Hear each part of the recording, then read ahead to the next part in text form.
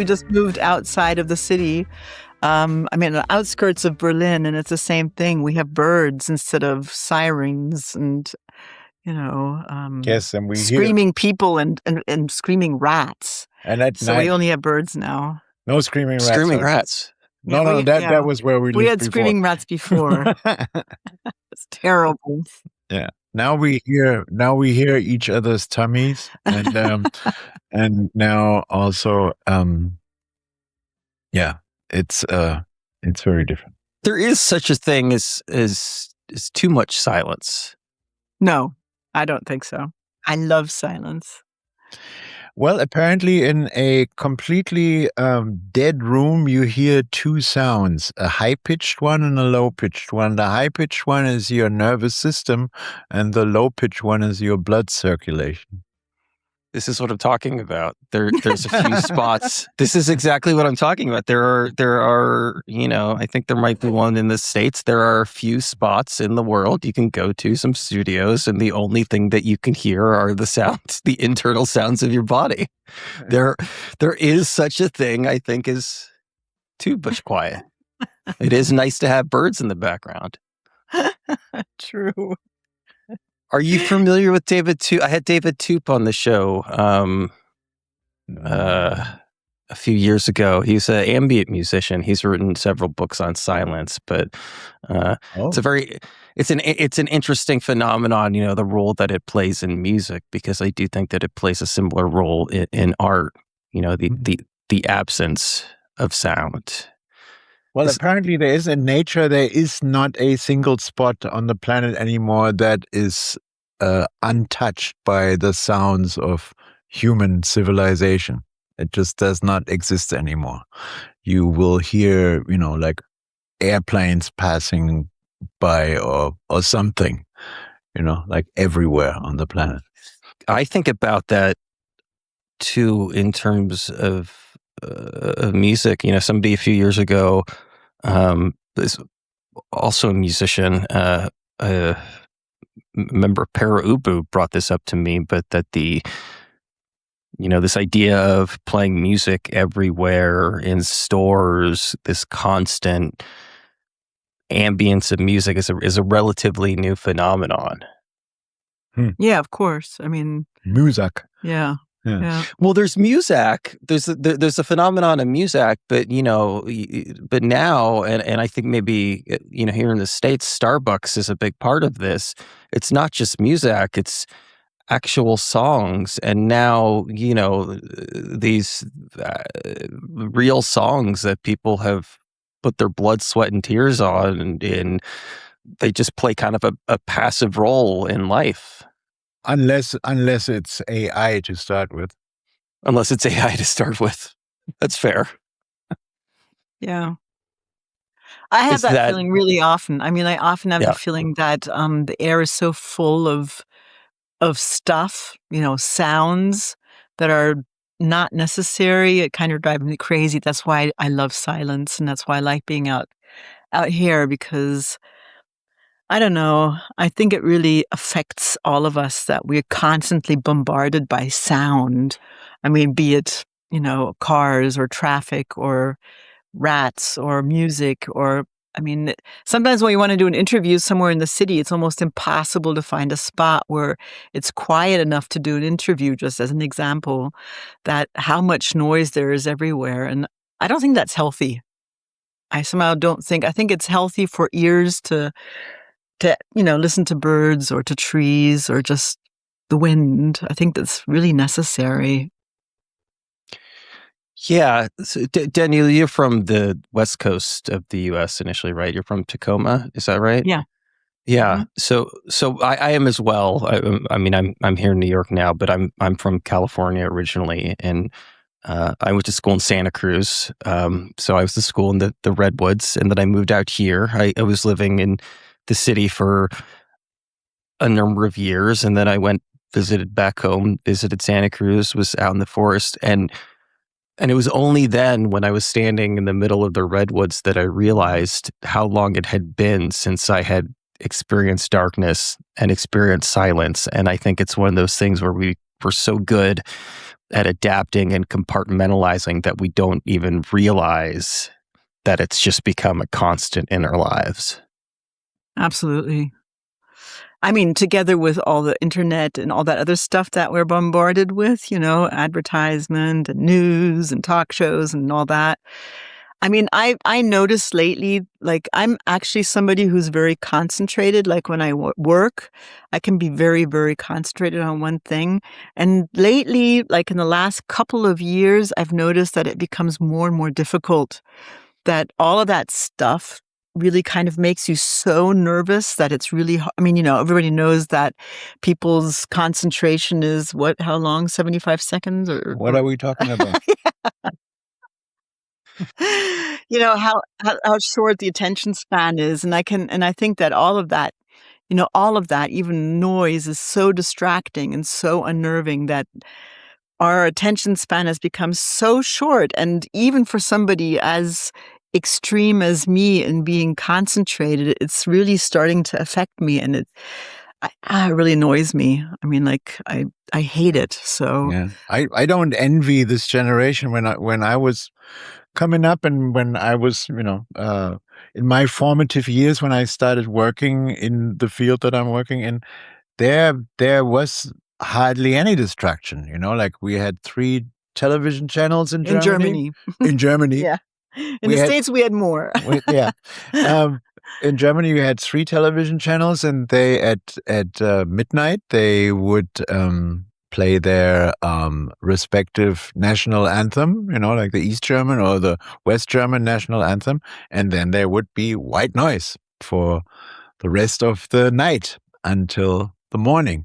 So in that time, there was no distraction, none whatsoever. And nowadays, and that was a time where you could be creative and could come up with things and think about things and, get obsessed with things, get mad about things and all of that. From midnight to 7 in the morning. Exactly. And nowadays, it's hard to just, catch a clear thought, within 60 seconds without thinking of how many thumbs have gone up, on that post that I posted half an hour ago, or, has that person answered this and that email and all of that. This is what is on our minds now. Or just the sound, ping.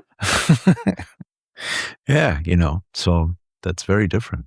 From the outside, it strikes me that the two of you are musically productive. This is what, album number 10 with the two of you? Well, we are productive, definitely. I mean, it's just more difficult to stay concentrated. I mean, you probably have the same thing. I mean, all of us probably do now. You're working, and then you catch yourself thinking, I wonder if my email's been answered, and you're like, oh, stop it. I want to play a nice violin here. I got back into meditation recently, and it felt like a minor miracle to be able to do that. Is that something that either both of you do or have done over the years? Yes. Absolutely. We do. I mean, I do it every day too. Absolutely.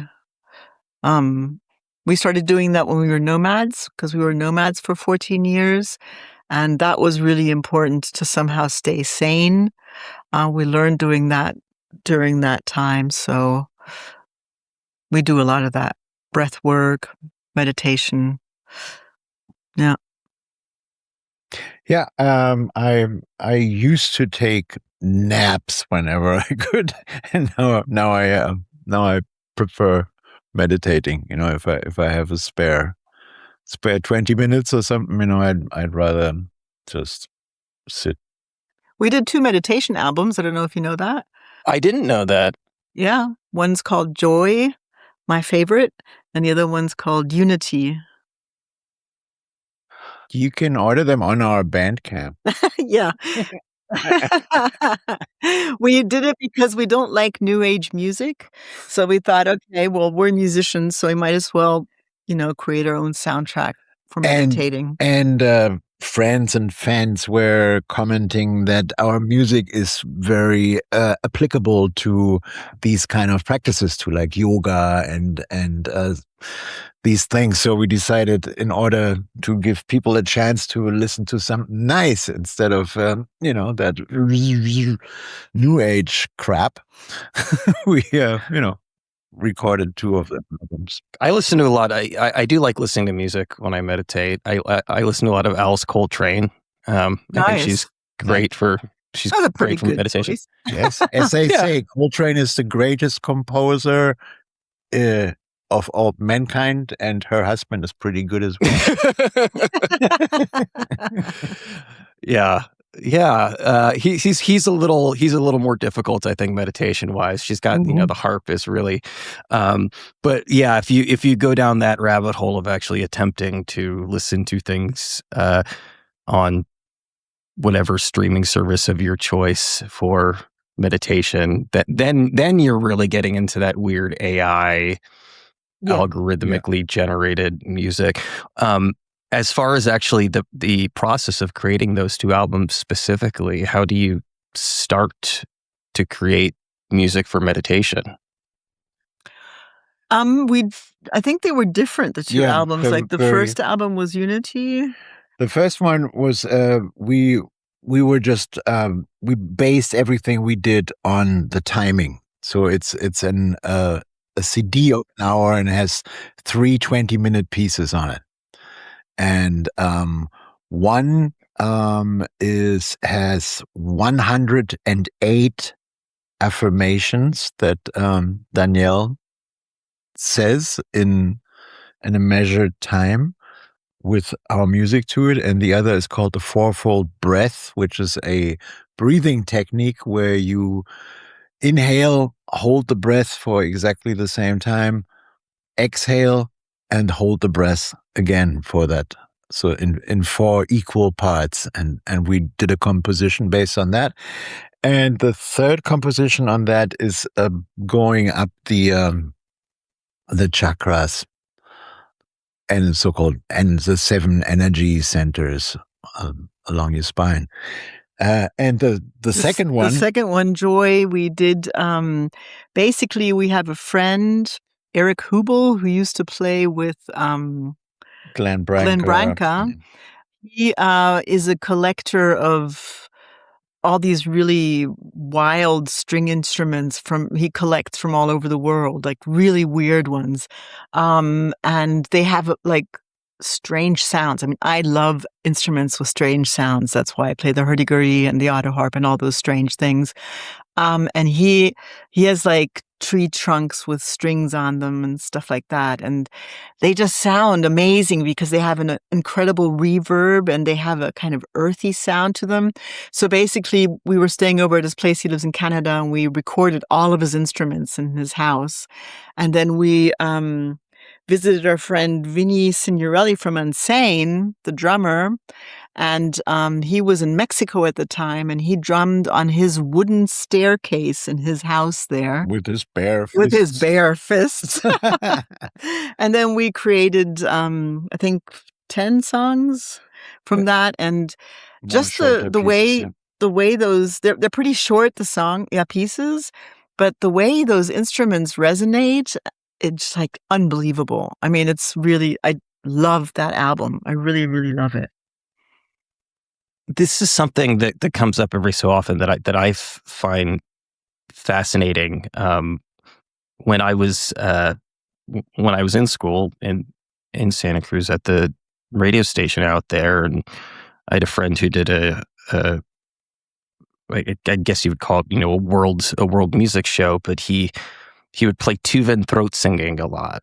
Mm-hmm. That really and something I started to notice at the time was how universal of a sound drones are. And I'm thinking about this as you're talking about the hurdy-gurdy, and it strikes me that that's something that probably plays a role in here as you're kind of going around and looking at a lot of different international instruments that, like, regardless of the culture, there's some version of that sound. Absolutely. I mean, the Earth, the planet has a sound like that. So maybe that's why it's something that we feel familiar or comfortable with. I mean, Alex does throat singing on a lot of our albums too. So that was an important part of our music. He's kind of stopped doing it a little bit because it really affected his Yeah, I do the more than the Tuvan style. I do the Inuit style, or used to call Eskimo style, and that is actually not vibrating your vocal cords, but your larynx. You know, I had a woman on a couple of episodes ago who does that throat singing. It's incredible.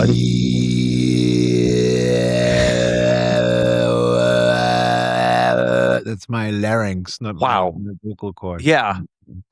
And just the fact that there are multiple cultures that do that is another testament, I think, to that fact. But that's incredible. Where did you learn how to do that? When I was a little kid, I taught myself how to speak like a robot with my larynx, and then as I got older and into music, I realized, I could use that for other purposes too. You know. Yeah. Yeah. In the beginning, I was just talking like that.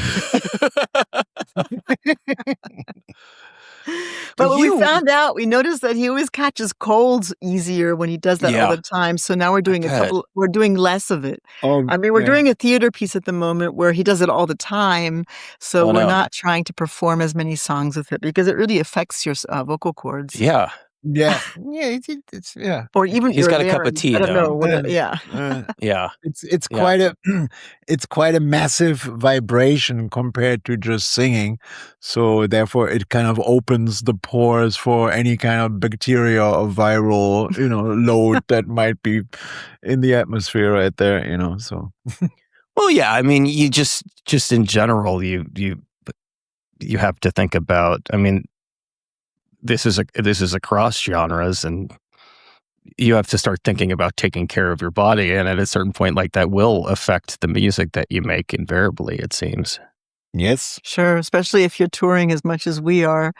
I mean, you have to, when we were nomads, and still, even now, when we settle down, we still tour all the time, and you really have to know exactly what to do that you don't get sick all the time, because it does affect you, the constant exhaustion and all that. Yeah, my attitude towards that is like I'm like a carnival prize boxer, That's why I need to get paid, because I might get killed doing what I'm doing. So,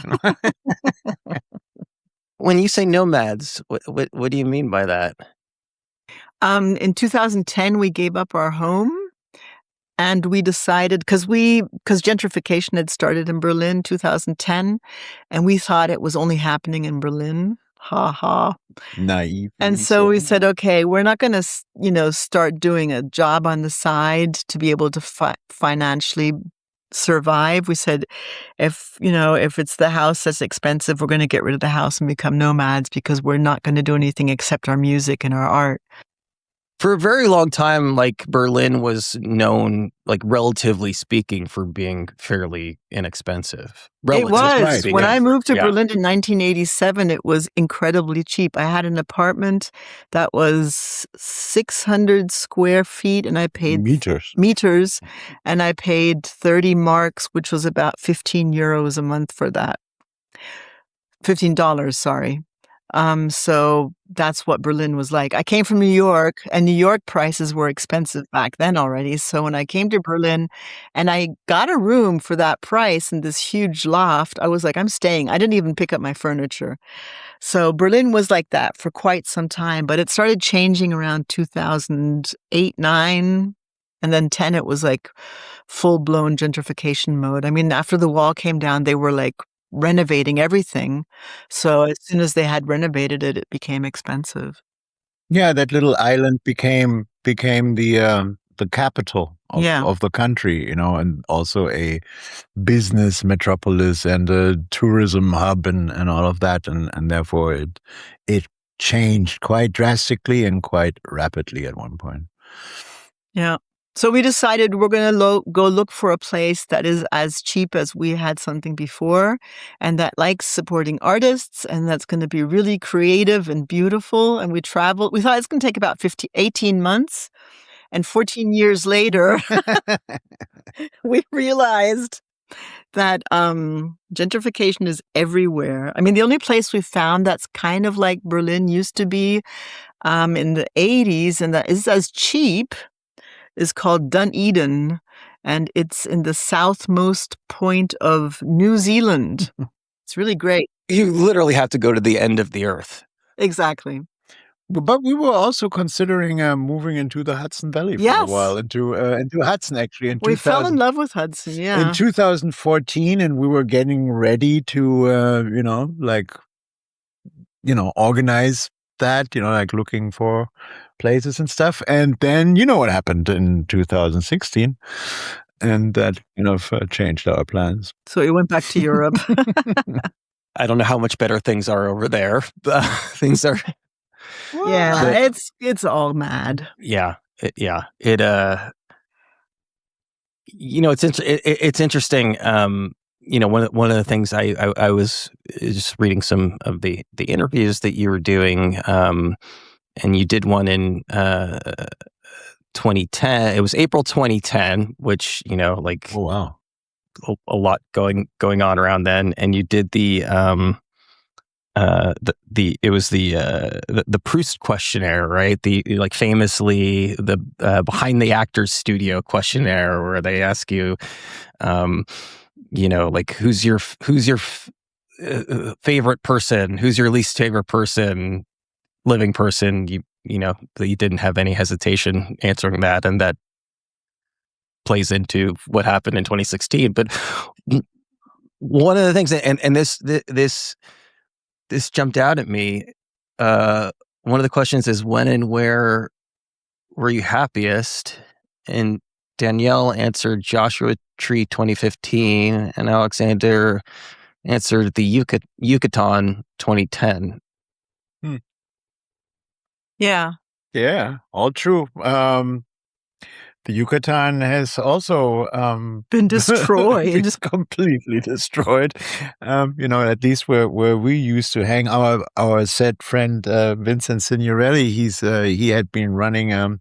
He has a house in the jungle there, and had been running a little hostel, and all really nice and ecologically sound, and But then that tourism has kicked in, and now there's like none of the beaches, is acceptable anymore, because what they did is they started building in nature reserve areas. They started to build these high-rise hotels like right on the beach, thereby killing the mangroves which hold the beach inside the seawalls. Yeah, so the beach moves out and kills the coral reefs, which then lets all the seaweed. Now they have mountains of seaweed on the beach. It's unbelievable. I mean, it's unbelievable. It's really, and there's more smog. There's more smog in in places like Tulum. Like the air quality is worse than in Astoria, Queens. It's. That's where I was the last 20 years. Was in Astoria, actually, which that has its charm. Which are the new mayor, actually, which is a positive thing that's been happening. Absolutely, he's amazing. Oh my god! I hope. I was telling people, because I used to see him around the neighborhood, and I was like, he from what I can tell, he is the real deal, and so far, things actually seem to be trending in spite of everything, in spite of all the stops that have been pulled out. But Danielle, Joshua Tree 2015. Oh, I just loved it. I fell in love with it. I wanted to move there immediately. I just loved the desert. We were there because we have a friend who moved to Joshua Tree. He opened up a studio, and so we started recording our album. The first album, Perseverantia, where we thought, okay, this is the kind of music we want to move forward with. We had done one album before called Hitman's Heel, which was more ballady, but we were like, we've become nomads and we want to break down the walls of convention within musical composition as well. And so Perseverantia was the first album in which we did that, and we did that in Joshua Tree. And I think that we could only achieve that the way we did because we were in Joshua Tree, because being in the desert really affects, I don't know, me in any case, or us, because I don't know, it really feels like the cradle of mankind, and everything just is so open and free and wild in that nature that it really affected us. And yeah, it's my favorite part of the world. I adore it. I don't know if you remember this at all. But I used to be obsessed with a show called Coast to Coast by Art Bell. Do you remember it? Yeah. Yes. Yeah. And he was in the high desert in Pahrump, Nevada, and there's something about the desert, I think, that is just opened up for that supernatural. There's a reason why all of these, like Area 51, and I don't know. It seems like anything can happen in a space like that. Absolutely. I mean, the first time I discovered my love for it was in Albuquerque. I have a friend there. She's a painter, Beth Moore Love, and I went to visit her because she had been in Berlin before, and she said, "Come and visit me." And it was the first time I actually, was out in the desert. She showed me these deserted places, which basically nobody knew about, and because she was born there. And I just couldn't believe how it affected me. I mean, it was just like the red earth and the dryness and just the atmosphere. I had some really strange experiences there, fascinating. So, but I was a little scared because Albuquerque is back then I was there in 96, I think. It was really, really dangerous. And she wouldn't let me walk down the street alone and stuff like that. I don't know what it's like today, but in Joshua Tree, I didn't have that much of fear of being abducted, or I don't know. I mean, there's obviously some there's tweakers there. There's definitely, but didn't seem as bad as Albuquerque. Well, but I mean, Berlin, there's you can't fully avoid tweakers. But I mean, I don't know. Speaking, and maybe this is just maybe I've just seen too much David Lynch. But speaking of mystical places, I mean, the Pacific Northwest, where you're from, there's something there as well. Absolutely. But I was only there for 3 months because my father was in the army. So I was born there, and then we moved when I was 3.5 months old. And I actually only got to go back a long time later when I was, already together with Alex. But that definitely also, I mean, I'm good friends with a guy in Seattle where we performed a couple of times, and he took me out to Twin Peaks. Snoqualmie.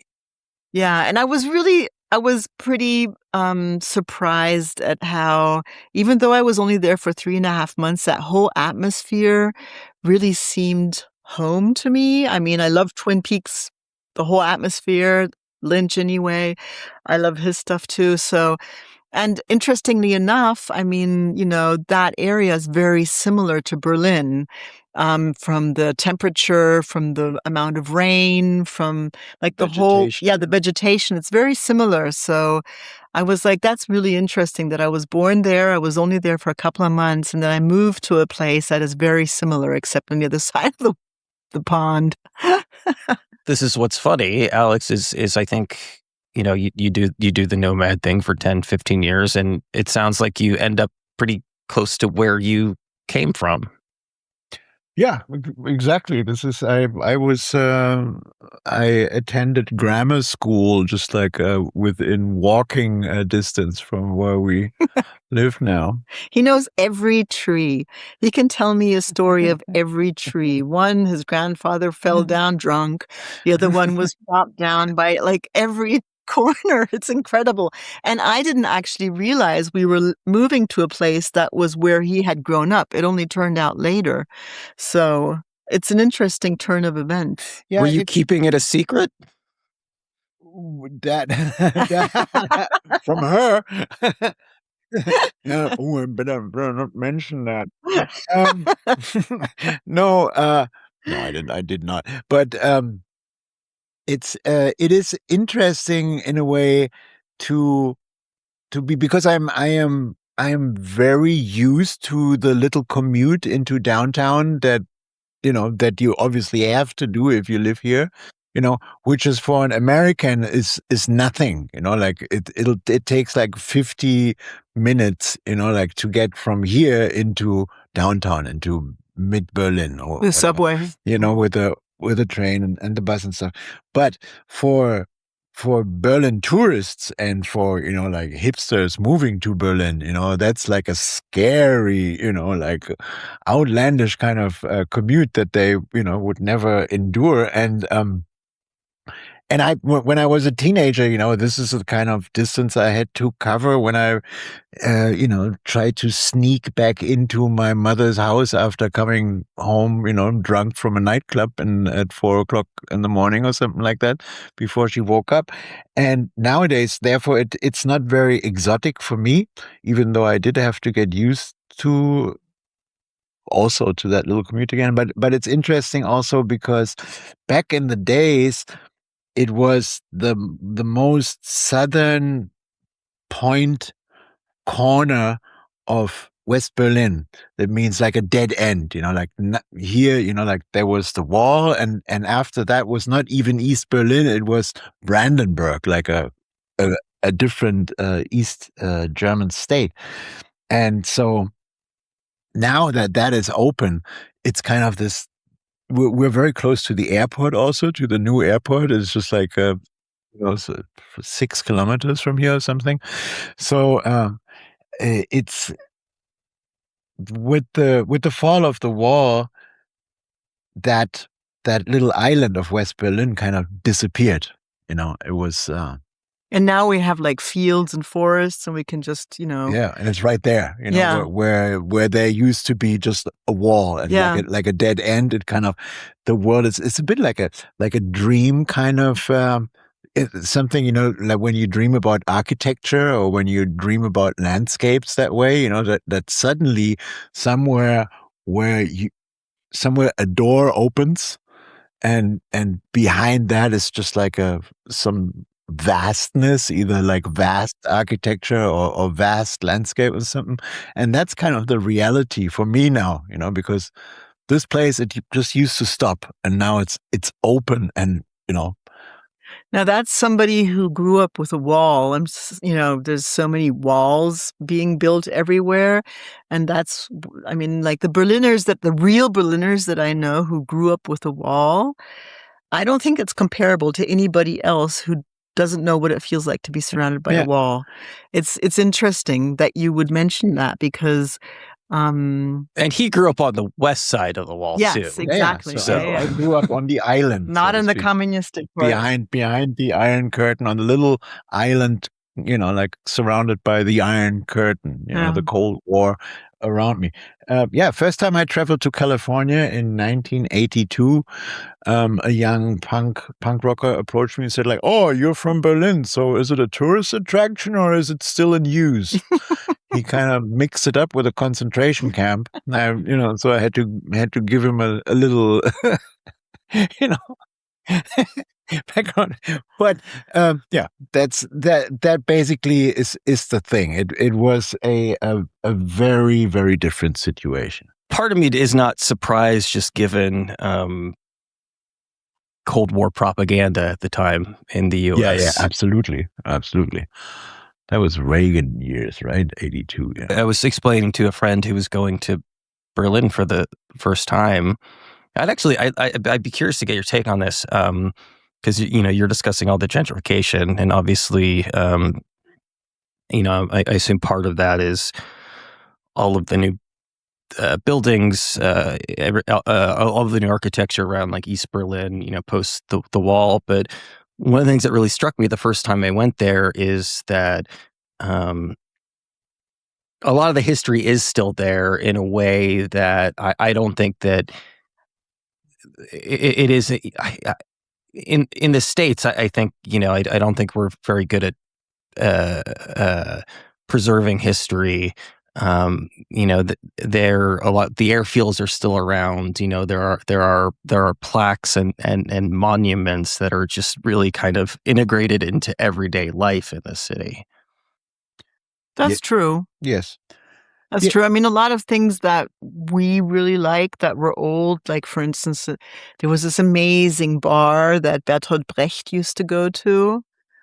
It really, you could, when you went in there, you could feel that people had been sitting there drinking their beer in the 20s and that he had been sitting on those benches. Smoking cigarettes. Yeah, it was really small. And the benches and the tables were different sizes than nowadays. They were tighter and shorter, and people were skinnier. People were smaller. They were smaller and skinnier. They tore that down. That was like that. That was really sad. There's a couple of places that they should have kept, but in general, I think that they do commemorate a lot of stuff, actually. Yeah. Yeah. But we still. I think it's necessary to embrace change also within like the outlook, the layout of a city and stuff, of course, it was like a strange and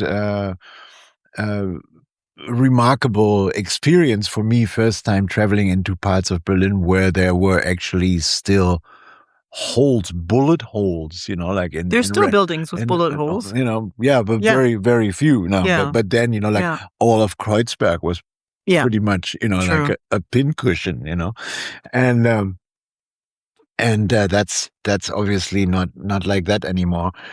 And then also what has been happening, obviously, is also the West trying to erase the East German history quite a bit now since the fall of the wall, like this, socialist murals and mosaics and stuff that were actually valuable, not only historically, but as artifacts and stuff have been, taken down and destroyed. And then they took down the parliament building of the East, because their Palast der Republik, the Palace of the Republic, they tore that down and instead rebuilt the city castle, which like from 300 years prior, never existed in that shape or form anyway, but kind of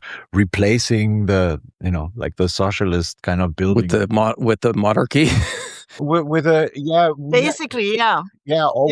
With the Disney everybody was protesting against it, like the whole city protested. They're like, this is completely insane, but they did it anyway. Yeah, with the Disney-fied version of Prussian history. Yeah. Danielle, this is your first time writing lyrics in German, is that right? Yes. Yeah. And I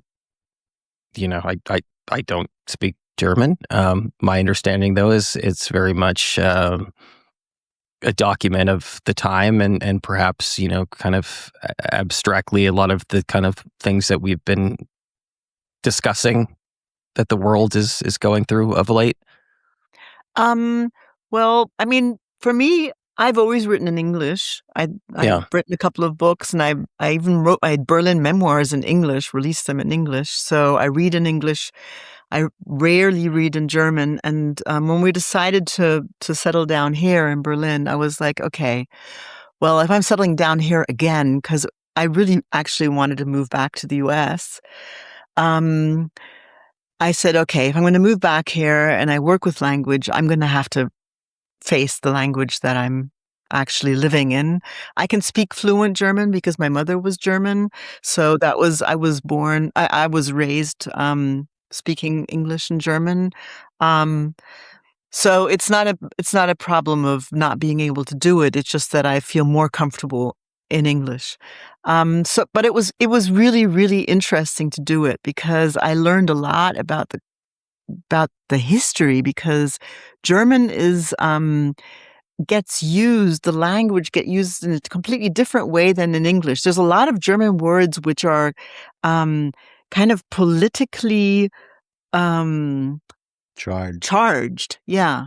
So like if you say a certain word immediately, they say, oh yes, that's the time from Schubert, or that's the time of the Nazis, or that is the time of Goethe. It's like the different words are really placed into different historic Eras, settings. yeah. So you have to what's an example of that? Well, for instance, one song that I rewrote is Ernte Dank, and Ernte Dank is basically harvest. It's kind of like a harvesting song, and I write about the horses pulling the hay and stuff like that. And in German, immediately that gets put into a context of Goethe. That's the time. Like, that's the way people would write about nature like that during that time. Even though I'm not writing it with old-fashioned words, not at all, because I didn't want to do anything that would be put in that time. But just by the fact of describing nature immediately puts you. So in German, if you write in German, you have to be really, really conscious of what those words are going to mean politically. For instance, Zeitenwende is another song that I titled like that. And it's a word that was used by a politician in 2022, basically describing the times now as times of war. But he used it in a way that now, if you use that word, immediately think of that politician. And so change of times, Zeitenwende. Yeah, change of times. Yeah.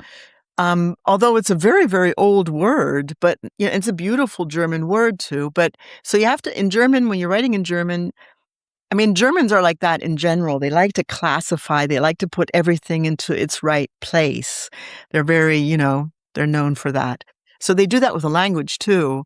And I wasn't used to that because in English, it's completely different. Of course, there's a couple of words that insinuate that it's maybe, especially with Trump now, he's making a couple of words. He's defined a couple of words to a certain time. But in general, you can be pretty free with how you're writing lyrics.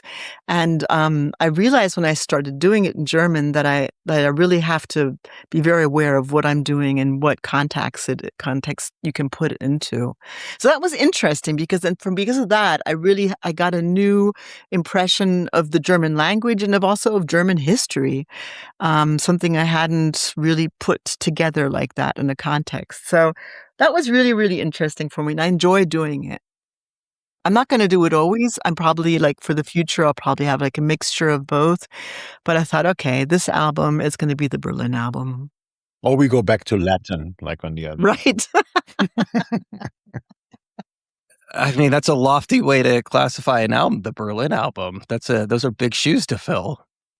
In a way, yeah. I mean, it really isn't actually the Berlin album because it's more about living in Germany, I think, because I don't really speak about Berlin, the city. Yeah. So I guess saying it's a Berlin album is probably wrong. It's kind of more... It's all our albums. It pretty much deals with our current personal history and is very much influenced or very much informed by what is happening in our lives. Yeah. Like Perseferancia was recorded in the Mojave Desert. The Current was recorded in Blackpool on the northwest coast of England. Minnetekel was recorded in a medieval church in Austria. And therefore, all these albums are very much, inspired by their surroundings. And now that we're here, the album is called Lichtung, which is the German word for clearing, which only that kind of derives from the fact that the area of Berlin that we live in is called Lichtenrade, which means to cut a clearing into a forest. So we use that word clearing, Lichtung, and that, to me, that also indicates, to be searching or to be focusing towards the light, away from darkness and light, as you would do in a clearing. And Danielle put it recently that a clearing for her is also a safe or a free space where your view is not obstructed, and where you are not threatened by the darkness and the wildness of the forest, where there is space and exactly, yeah. And I see it like that. It's like, to me, it's like the journey east, facing towards the sun, facing towards the life power, the life energy. That's what indicates the word Lichtung to me. It's also a little tabula rasa, right? I mean, especially the new place, but also, I mean, it's interesting. It's putting down roots for you, but you're also, for the first time since you were 15, you're not in this band anymore. So it's another big life change. It is, you are starting a new chapter of your life, and these two big things are coinciding. Yes. Yeah. I mean, that's basically what we always try our albums to have, like a universal aspect to what we're doing or singing about, or the music too, and simultaneously a very personal aspect. Because obviously the universal one often has an impact on the personal. But that's what we don't want our albums to be too universal, so they're not personal enough, and we don't want them to be too personal for them to not be universal enough. And so that's basically what this album is about. It's about us starting a new life here, not being nomads anymore for the time being. Who knows what's going to happen in the future nowadays? You never know. It's kind of like a period of rest and pausing and thinking about what the future holds. And for Alex, of course, it's a huge change to come back and not be part of Neubauten anymore, but to start something completely new. So it's exciting. Yeah, in general, it is very hard nowadays to make plans of any kind, right? So it always is an observation of what is going on right now, so nobody knows what is going to happen.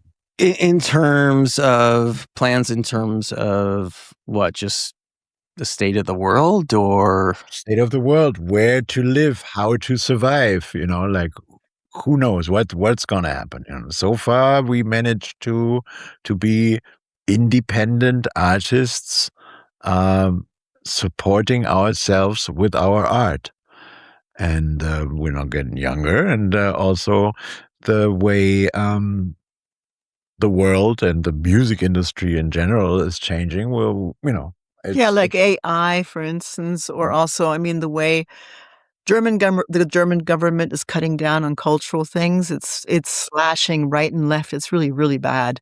So we're lucky because we've been doing this for long enough to be able to, survive off of it. But the whole landscape is changing drastically ever since this specific government was voted for.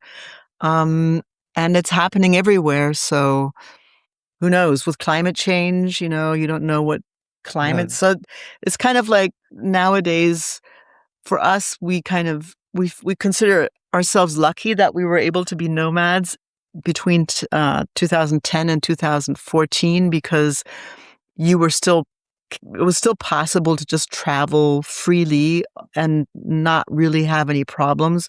Within Europe, even that's become more difficult. I was just listening to the radio, and there are like lots of countries want to, put up more barriers.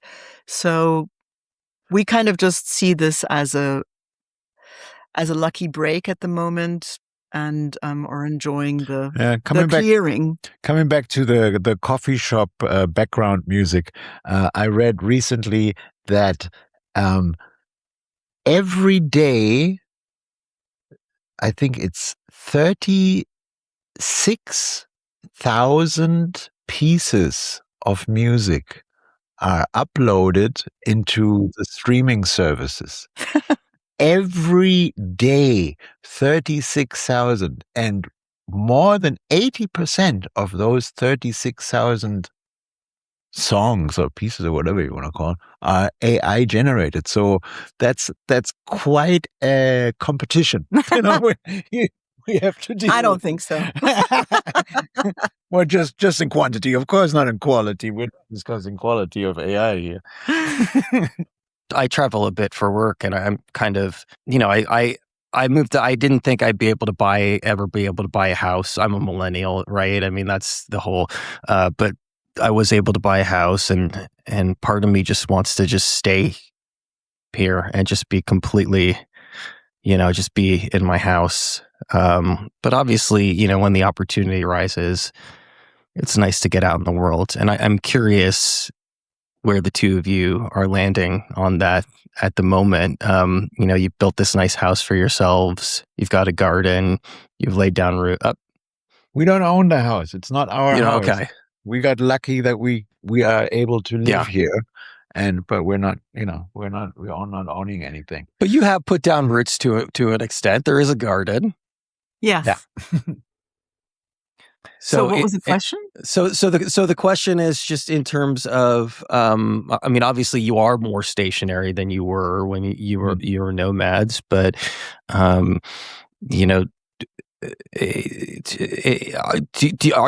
you feel less of an impulse to kind of to move around and explore the world because of that?